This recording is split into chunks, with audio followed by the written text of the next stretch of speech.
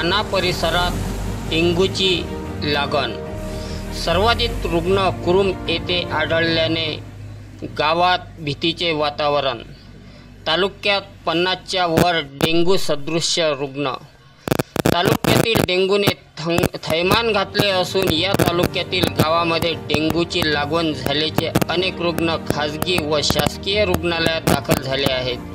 त्यात सर्वात जास्त रुग्ण कुरुम येथील असून रुग्णांच्या मोठ्या प्रमाणात समावेश असून त्यात बालकांची संख्या अधिक आहे। सततच्या पावसामुळे सध्या खेडोपाडी घाणीचे साम्राज्य पसरलेले आहे। पावसाळ्याच्या दिवसात ग्रामपंचायतीने साफसफाईच्या कामात दिरंगाई केली असल्यामुळे डासांचे प्रमाण वाढले असून त्यातून डेंग्यूची लागण झाल्याचे बोलले जाते। कुरुम हे गाव तालुक्यात सगळ्यात जास्त वस्तीचे गाव असून परंतु म्हणावी तशी स्वच्छता तेथे दिसून येत नाही। येथील आरोग्य केंद्राच्याच बाजूला घाण साचलेली असल्याची माहिती कुरुमवासियांनी दिली।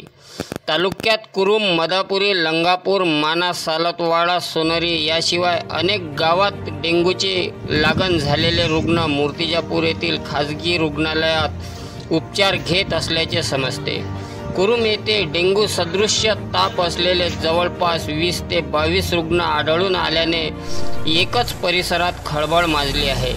या संदर्भात कुरुम येथील सामाजिक कार्यकर्ते व जिल्हा भाजपा सचिव बाबूभाऊ देशमुख यांनी जिल्हा आरोग्य अधिकारी यांच्याशी संपर्क साधला असता सदर प्रकारची गांभीर्यता लक्षात आणून दिली। तालुक्यात 50च्या वर डेंग्यू सदृश्य असल्याचे त्यांचे म्हणणे आहे।